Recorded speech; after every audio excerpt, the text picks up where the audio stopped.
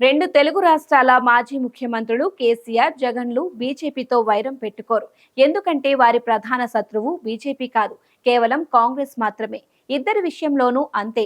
అందుకే ఈ నెల 22వ తేదీన చెన్నైలో జరిగే అఖిలపక్ష సమావేశానికి కూడా ఈ నేతలు హాజరయ్యే అవకాశాలు లేవనే చెప్పాలి. ఈ సదస్సును డీఎంకే నిర్వహిస్తున్నప్పటికీ పరోక్షంగా కాంగ్రెస్ మద్దతు ఉండటంతో కాంగ్రెస్ తో చేతులు కలపలేని పరిస్థితి ఇద్దరిది. ఇద్దరి రాజకీయ ప్రయాణం అలాగే ప్రారంభమైంది.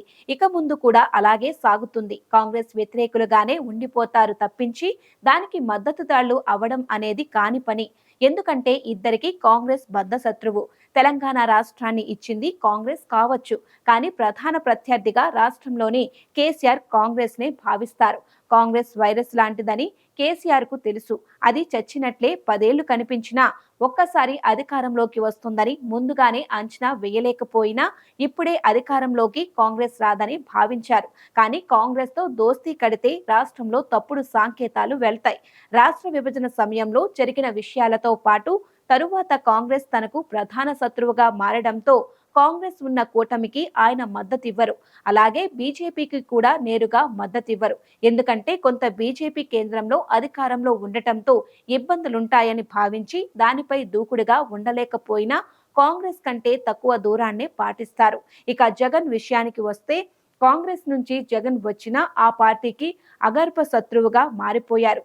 కాంగ్రెస్ ఓటు బ్యాంకునంతా తాను తెచ్చుకోగలిగారు. తనను 16 నెలల పాటు జైల్లో ఉంచడంతో పాటు రాష్ట్ర విభజనకు కారణమైన కాంగ్రెస్ తో కూడిన కూటమితో జట్టు కట్టారు. అది రాష్ట్రంలో రాజకీయంగా ఆయనకు నష్టం తెచ్చిపెడుతుంది.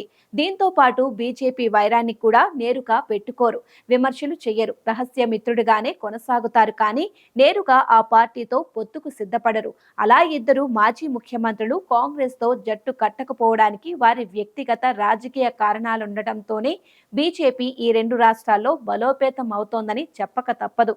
కానీ ఈ నెల 22వ తేదీన చెన్నైలో జరగబోయే అఖిలపక్ష సమావేశానికి బీఆర్ఎస్ హాజరైనా బీజేపీకి కొంత జర్క్ ఇవ్వడానికేనని అంటున్నారు. అలాగే కాంగ్రెస్ కలిసి వస్తే అది దూరం పాటిస్తోందని చెబుతున్నారు.